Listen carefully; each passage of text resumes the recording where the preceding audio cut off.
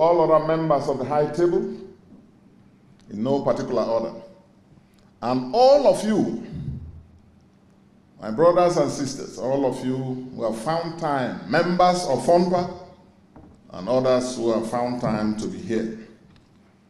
I want to join the chairman and his team in welcoming all of you, particularly the chairman of this occasion and the royal father, our father, my Lord Justice Bagge, Emir of Lafia, and all of you for finding time to be here. But Mr. Chairman, I want to also thank you on behalf of myself and my family for you and your association for extending this invitation to me to give me an opportunity to share, not to give a lecture, as you read out in your program. Because as you know, unlike you people, I'm not a lecturer, unlike the chairman. And from a summary of my biography, you have also noted that I've been a servant of the law all through. Police officer at 19, and all the way to becoming a lawyer and becoming Attorney General of my state, and thereafter becoming a two-term member of the House of Representatives, and becoming a governor, two-term governor of my state, actually the first to complete 2 terms, and now two-term elected senator of my district. So it's either I've been an enforcer of the law in my younger days in the police, who later on became a lawmaker with the national chairman as my colleague. And then I went back to administer the law. And I came back to the Senate where, again, I'm making laws. In none of these, I've not taught, I've not lectured. Even though lecturing was one of the things as a young man I desired to do. I thought I would end up as a senior advocate and a professor of law. But here am I. But that's a story for another day. So I've come here just to share some thoughts with you, all of you, and not to give a lecture. And which again, not being a lecturer, I'm not here with any lecture notes or with any prepared speech. I'm here to share thoughts, not on things that you don't know, but just to share thoughts on common themes and ideas that we all have. And especially those of you who are lecturers, who are experts in this area. You have had these ideas far more. You are more experts in this field than I am. But when you talk about education, and particularly the role of technical, vocational education, education is a matter that affects all of us, and which is where I would like to start.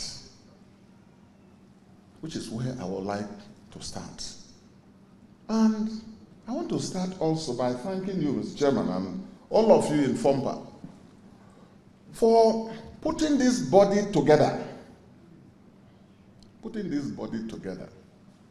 So that by so doing, you have a platform by which you share ideas on your experiences, and then be in a position to influence what goes on and to engage those that matter. I always tell people, if you want to assess the performance of a government, if you want to assess any president or governor or chairman, or you want to assess how ready a society, a nation is, you look at what they do, the investments they make in education. And for 8 years as governor, I was saying the same thing over and over again. That look, it's good to build roads, and I built a lot of roads. It's good to build bridges, and we built a lot of bridges. In fact, we can't stop building bridges. And guess what? Anybody who sits in an executive position and there's money, one of the easiest things you do is to award a contract for building of roads and bridges, isn't it? Yes. But if you want to know, if you want to assess the depth of understanding of a leader, president, governor, or anybody, and the understanding of that person in terms of development, both immediate, medium term, and especially long term, you ask, what is the person doing or proposing to do in education? Because a society that wants to be at peace with itself, the leadership of that society must envision it and create and make the investments in education.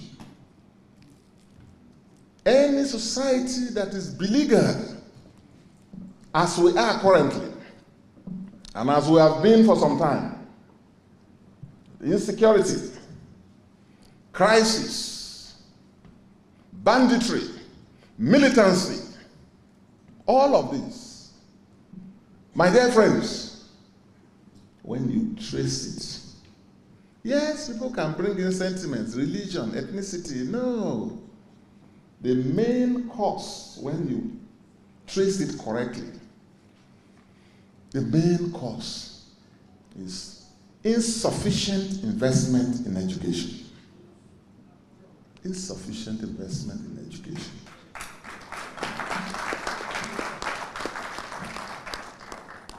And so, when you say you want a society that will be peaceful,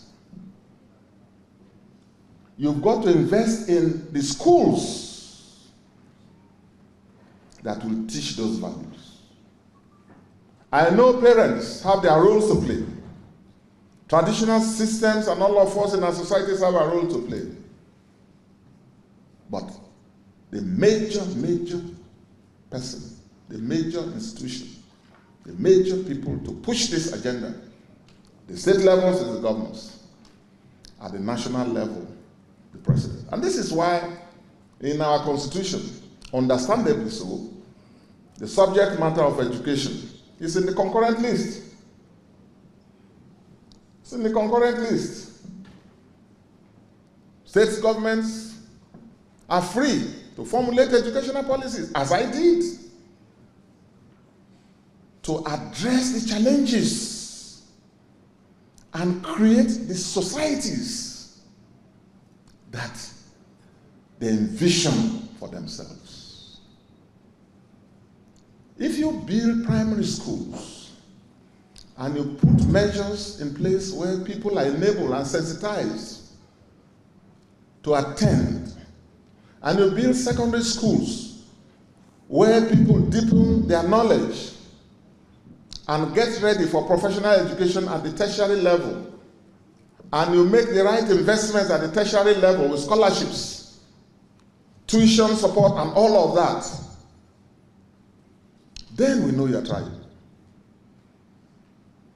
Because it is investments in education and the policies you push consciously that will deprive these other tendencies from having the normal pool from which they recruit.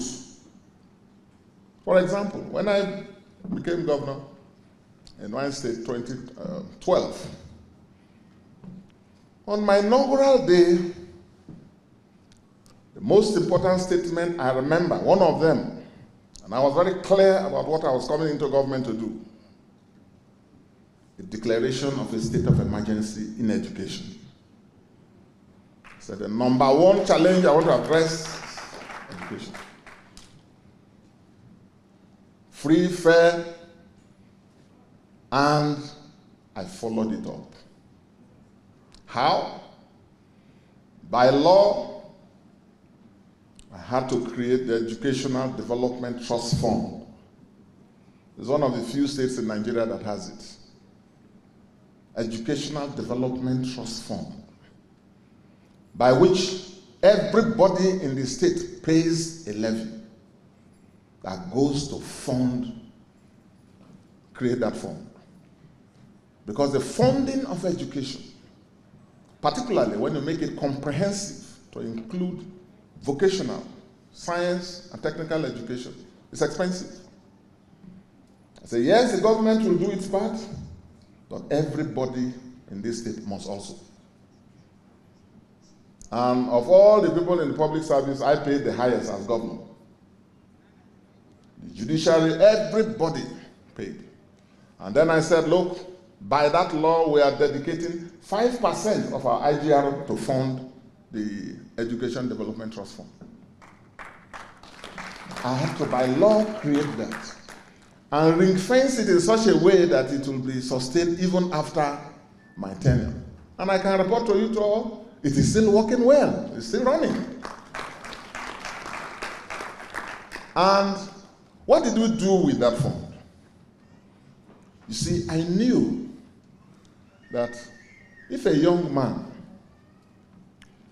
does not have access to education, primary level, and is in the village, our villages where the chairman and my brother Abanas has told you, it will take you hours on the ICs to get to them.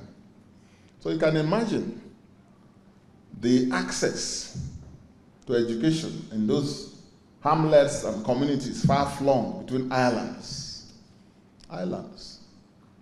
separated by water bodies. So I had to make it compulsory. Because any educational investment, as I used to say to people, and I will repeat that statement I've made over and over, the only investment you make that does not decay or depreciate with time, Chairman, is investment in education. That's why it's good when people showcase roads they build, bridges they build. Fine, I did all of that. Build an airport in that swampy terrain, and several things, roads, bridges, flyovers, and so on. But I never lost sight of what will form the basis and the foundation for the economy, the knowledge-driven economy of the future. We must envision that future, because that future is already here with us. A knowledge-driven economy, which only those who have the right knowledge and skills can participate in. Even now, with these computers and gadgets and so on, people of our generation, people slightly older, if they don't learn a few things, they become functional illiterates, isn't it? All our children don't know how to manipulate these things better than us. So imagine what will happen in the next 10, 15, 20 years, 50 years, when people don't have exposure to basic education. It's crisis, and it's already happening. So I decided to fight militancy, criminality in different ways. First, by pushing the frontiers of education. And I used to talk about it as democratization of education. That, as far as I'm concerned, and as far as any leader who means well should be concerned, access to education, health care, these are action, democratic rights of the people. My Lord Justice Bagge, our royal father, will agree with me that the makers of our constitution, there's a part of it that they call directive principles and policies of state policy. If you go there, although the courts have said that they are not justiciable, by that, they mean that you cannot sue any governor or president. But even that, I think, over time will change. Because we political leaders are in office just to do that. With time, it will change. But I can understand why the justices feel it should not be a justiciable right, so that everybody will not be suing people to explain and so on and so forth. But the point should be made that we are in office. Everyone is elected in office, various offices, precisely because of that. Because if you are not there to expand the frontiers of education, to equip your people with the capacity to survive and participate and actualize their human potentials, then what are you there for? And no route takes you there except investing in education. But on the security bit, when I took over as governor, in the midst of militancy, cultism, criminality of all sorts, people were being slaughtered, 3, 4, 5 on the streets.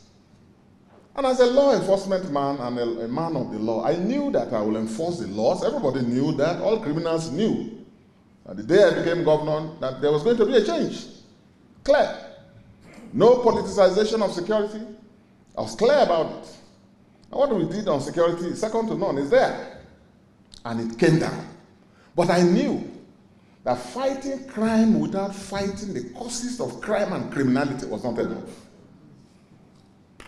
It's good to fight crime and criminality, but it's better if you fight the causes of crime and criminality as well. And how do you do that?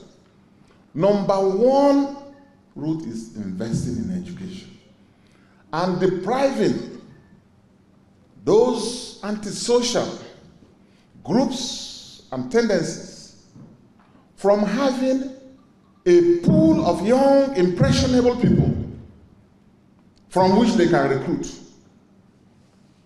So when I took over and I was dealing every day with militant camps, kidnapping old people, including my own late mother. Oh yes. I was in the House of Reps. My own mother was kidnapped. And I drove down here myself. Spent about a week going from street to street as a policeman, put on my hat of a police officer, trained detective. And we rounded all of them up and brought my mom from the forest.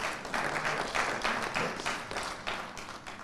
And so they know, even the criminals knew when I became governor. They know my antecedents. They know my zero tolerance policy on law and order. Nobody comes near law and order. Not even me or anybody. And it's clear. No interference with the judiciary, no interference with the police, and they must all do their job. And I will tell them, my job is to support you. Tell me what you need, but you must do your job. So everybody knew what I was going there for. But like I said, I also knew, and I would like all our leaders to know, getting late, but never too late. Better to be late than never. That the young man in the militant camps or the bandits in Kaduna or Zamfara or Sokoto, all those people that are doing what they are doing in Boko Haram in the Northeast and all of that, all forms of criminality, is a manifestation of insufficient investment in education. All. And those people, a number of them, must be seen as, yes, they are culprits. But you see, if you look at the root causes carefully, they are actually victims of the state itself, state failure. Because it will take an insane young man to hold an AK-47 in the creeks of the Niger Delta. That was how I saw it, and I dealt with it. to stay and wait to plan to kidnap an 80-year-old, 90-year-old man or woman. I said, no, this is not normal. First of all, most of them are on drugs, and so are all these bandits and zealots wreaking havoc on this country and on their communities. They are first of all deprived of education, and therefore not even enabled to understand the full extent and the consequences of what they do and the extent of their own potentials. Their own potentials. Victims of the state. Take, for example, this issue of out-of-school children, which is a major national menace. I spoke about it last month or so on the floor of the Senate, where I called for the Senate to inform the President and the Executive Branch and get all stakeholders in one room and with the governors and deal with it. In the northern part of this country, you have it in the manifesting as the Al-Majiri syndrome. But let me tell you, you are not alone in this. It's all over Nigeria. It's just that in other parts of the country, you are not seeing them doing the way the Al-Majiris do in the north. Others manifest it in other deadly forms. Cultists, armed robbers, and all kinds of petty criminals. If you stop on the hold-up in major cities, you see. So it's a major national catastrophe. I was telling a friend from the north, and I say, your situation is even better. At least most Al-Majiris are educated in Islamic education. There are others, school dropouts. They know no traditional education, nothing about customary education, nothing even about the English Orthodox education, nothing. And yet, the leadership, we believe that all is well. We are not aware that our societies are sitting on a keg of gunpowder. If you send your children to Oxford and Cambridge or Harvard, when they come back, are they not coming to see these ones? So this is why investing, my dear friends, the first challenge is for leaders to understand the role of education in transforming societies. And that if there's one factor, one sector that we need to revolutionize, as we try to do in our small way in Bayelsa, it's education. And with that Education Development Trust Fund, look at what we did. Appointed competent people. Professor Ison was the one I put in charge, former minister. A man nobody will go and bend. I say, you have free hand to run this fund that we have created. Nobody will give you any orders, including me. And if anyone in my government tries to do so, let me know. You are to run this according to your knowledge because we trust you. And I now started to build primary schools all over. Build teachers' quarters, all the communities. Because I knew that when people are posted to rural areas, most of the teachers decline to go. I say, yes, they must go, we will insist on it, but I will have a duty to create enabling environment. So we built, the headmasters had 2-bedroom flats. The headmasters had 2-bedroom flats. And then the other teachers had 1-bedroom flats. And I met with all the traditional rulers and said, it's your duty to take care of and support them. Any teacher who does not go to work, traditional rulers, it's your duty in the community to report to me. And I set up a template like that. And which is why traditional rulers too, my Lord, you people have a lot of work to do, and it's unfortunate that the constitutional system we have created has not recognized that. As governor, I did. Not only because of my royal background, but I know, for example, if you want to know what is going on in communities, you can't do so from the government houses. No. So I did a reform of the traditional system, where every traditional ruler in charge of a community, no matter how small, I gave them recognition and put them on salaries. And made a law that says no politicization. Nobody removes them. So when I see people removing governors and playing politics with traditional rulers, I'm appalled. They have a lot of work to do, security-wise, and monitoring things and letting us know. But in education, that's it.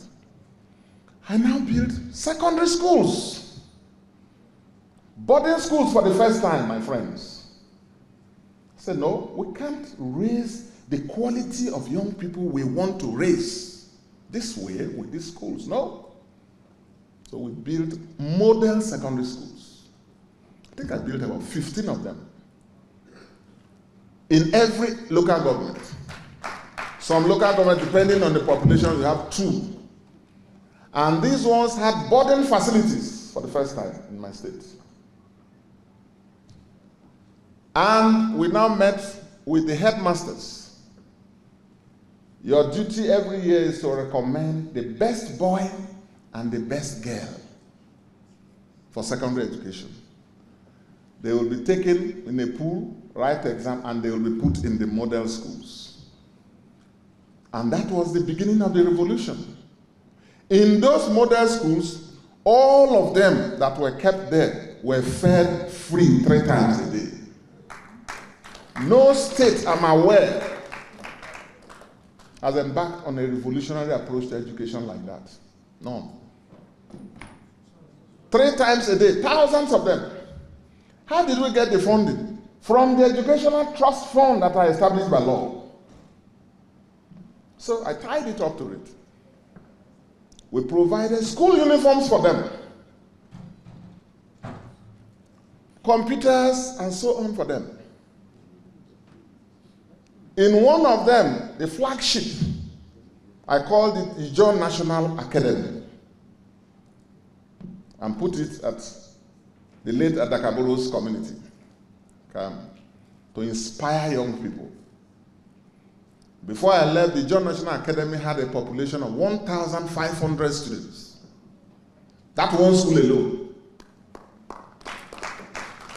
And all of them from parents I didn't know from Adam. Selected purely on merit. Where to do that. And then we now set up the Tertiary Loans Board. Tertiary Loans Board. I'm happy that President Tinubu, 10 years after what we did in Bayelsa, I started the Students' Loan Board, and I vigorously supported it in the National Assembly. And because of my passion, I chaired the technical committee of both chambers to work on the final document that was passed. And I'm happy that a few students are benefiting from that. Then we also built 2 universities. I'm talking of investing in education, my friends. 2 universities. The University of Africa, the Bayelsa Medical University, supporting the existing Niger Delta University, building the Bayelsa Polytechnic at Alibri. I also built a polytechnic, built a college of education, a training of teachers. Build, because while we do this formal education, which is where you come in, and I will talk about it later, the skilled manpower development program, which is anchored on you, is equally important. No one is more important than the other. As a matter of fact, the polytechnics and institutions that are to turn out skilled manpower, if you ask me, may very well be more important. Because what is the purpose of education if it's not useful? So we built a school of tourism and hospitality development. The Minister of Tourism came to commission it for me. The John National Academy, I brought General Gowon to commission it, our father. So it was education, and set up by law the Science Board for Science and Technical Education. By law. For them to have 5% of the IGR and then pursue and develop science education. And sent over 4,000 scholarships. How can people be, you're a president or you're a governor for 8 years, 4 years, no scholarships? So where is the deliberate effort to build the leaders of tomorrow? To build the captains of industry, to build those who will transform our societies in different ways. So that's what I mean by, so it's comprehensive. Now, funding challenges, yes. The challenges are there, but if we do all of this, you see, like all of this we did, it deprived the young people, those who would have been militants and so on, in their communities. We are taking them out into the various modern schools, which my successor is also running from the fund. Because I've done the forward thinking and made the sacrifice. Labor opposed, I insisted. That's what I was doing was right. So not only must there be vision, there must as well be courage to execute the vision. So I set up those templates and fought. Just as I set up the insurance, the state insurance scheme, by law, with 5% funding from IGR. The same thing we did in education, we did also in healthcare. So you see, my dear friends, we get quite passionate when we talk about the failures of government, and by all of us, in investing or making the right investments. Mr. Chairman, you are from, with your experience, is it not a shame in this country that we have a school like Barewa College? All the schools that the colonial masters, even our colonialists, set up, and missions, not governments, the Catholic Church, the Anglican Church, and colonial authorities. Government College Umuahia, Government College Ugeli, Government College, but all these top, Queen's College, King's College. We, Nigerians, we have underfunded all of them. Is it not a shame? Even for a school like Barawa College, which has produced over 6 or 7 heads of states and presidents of this country. Biggest, one of the areas, my dear friends, we have let this country down, leaders of this country, different levels, have let this country down, this area of education. And if you fail a society by not investing in education, what are you looking for?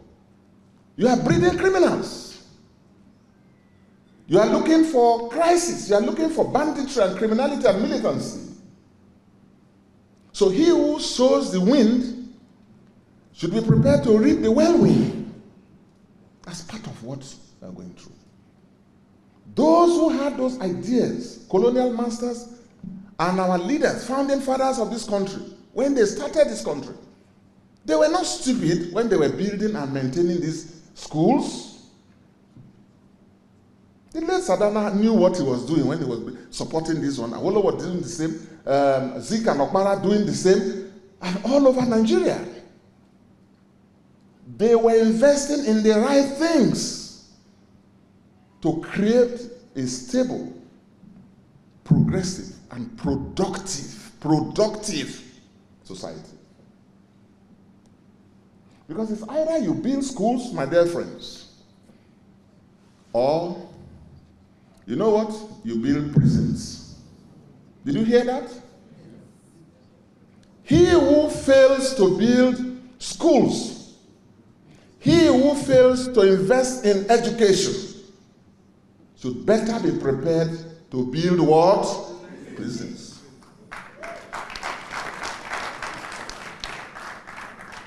If you take the development template of any nation, you will see that at the end of everything, the entire development agenda will be anchored on education. Skills, vocational, they will look for it, fine-tune it, regulate it, fund it. People are pushing money. Recently, last week, when the American government under Donald Trump, and you know, he promised to make America great, and he has started making America very, very great. He threatened to cut off funding from Harvard, the world's #1 university. Did you people hear the amount involved? In one fell to $2.something billion withdrawal. In other words, the American taxpayers and the American government, as wealthy as Harvard University is, they are funding it with over $2 billion, $3 billion every year. What are we talking in Nigeria and in Africa? We're still sleeping. Those young people on the streets and in the forests and in the creeks are victims of Nigeria's failure of leadership. I agree with you, they are committing crimes, but we are not addressing the root causes of crime and criminality. In them and among them, my dear friends, you have lawyers and scientists and professors, physicists, medical practitioners, the Dangotes among them. Undiscovered, unnoticed, and not enabled to actualize their potentials. All we do is government for the elites, by the elites, and no one cares. And the other day I spoke on the floor of the Senate again, and I know for the next 2 years they are tolerating me, and they will continue to tolerate me and hear these views, because someone must tell this truth, isn't it? Yes. So even these herdsmen carrying cattle, trekking from Sokoto to Bayelsa, do we know what we are doing to this psyche of these people? A nation that is consumed in sentiments and not having focus to address the real issues that matter. Simple. You ranch, you build ranches. In Bayelsa, when this was coming up, I said, no, we can't allow an armed person, whether you are headsman or not. Even if you are from this state, you are armed, we'll arrest you. We build a ranch. You have a cattle, you have freedom. This is Nigeria, you can be anywhere. But you must comply with the laws. Take your cattle to that place. We will build a market there for you. We will build a clinic there for you, veterinary clinic. I will build, and I did all of that. Put water there. So you've got a right to do your business, but don't commit crime. But The way forward is to also build schools in those places. Quranic schools, because that's legitimate education. Arabic education is valuable education. If we equip them with Islamic Arabic education and also English education, they are better prepared even for life. No one should go at the expense of the other. But you need leadership and focus to do some of these things. Now, rounding up, because like I said, I didn't come for a lecture. I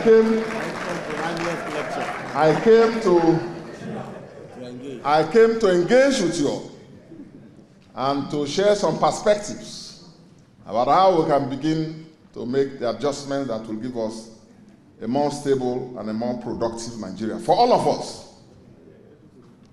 So, back to where you function, which is technical education. Why did I set up a polytechnic? There were universities. But polytechnics are so important because it is at that level that you incubate, you fine-tune and incubate both the practice and the production of middle-level technical manpower, and also manpower that can begin to drive development and industrialization. If we don't have our polytechnics well-funded, well-equipped, well-enabled, our dream of technological advancement will always remain a mirage.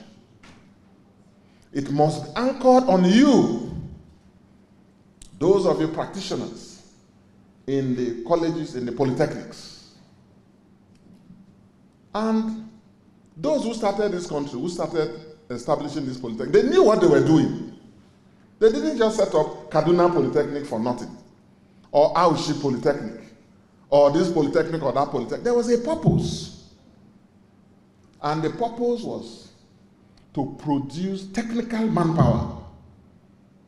Technical manpower. University education is highly academic. You can acquire technical skills there as well as academic, but the polytechnic education is more rugged, practice-oriented. It's based on skills development. And we have failed to invest. I'm not sure there's any polytechnic now that has modern workshops. And we are not surprised, therefore, that in this country, even if you want to build a house, I hope you all know that most of your builders are coming from Cotonou. Huh? Can you imagine? Neighboring small countries, with all due respect to them, we have this massive country with massive potentials, but we leave these gaps. And until we close the technological gap, you can't really say you have a functional education system. So I commend you all for what you're doing, and we all must work together. I've just shared some ideas with the chairman of this occasion, who himself is a very experienced, is a veteran in this field. And I say, well, don't rest. I am not a lecturer, but I'm very passionate in the field of education, because I understand the linkages it has with security, development, and all of it. Working with Mr. President of FOMPA and all of you, I think that we should have a conversation as quickly as possible with the Honorable Minister of Education. And in this retreat, part of the resolutions of this meeting should be that the federal government should be called upon either to create and set up a special fund for the equipment of all the workshops to advance technological research and teaching in our polytechnics across the country. That program has to commence. It may not even be all at once, depending on the needs analysis that is done. If that specialized fund is not created, then we have to call on TED Fund. We have to call on TED Fund to create a sub-fund. I know that TED Fund is doing a lot, and which is why in the Senate we have disagreed with the bit of the tax reform on the funding of TED Fund. We have agreed, all of us, to preserve the funding of TED Fund.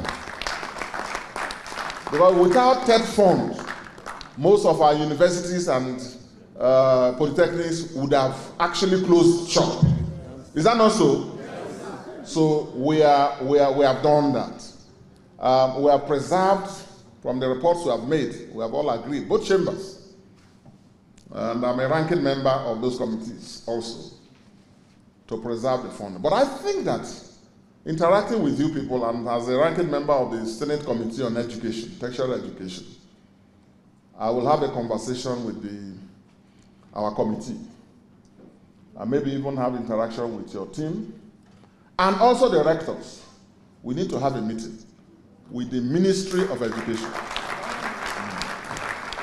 and also with TED Fund, but we oversight TED Fund too, so that either the federal government creates specialized funding for polytechnic education, equipping, and then the motivation of the lecturers and staffing and all those issues, or we get TED Fund to create some money every year. But like I said, we know what TED Fund has been doing. But you see, what you call a school, a university, or a polytechnic is not a fine building. It's not enough, no. It's not enough. We have to talk about equipping of the workshops and the other facilities.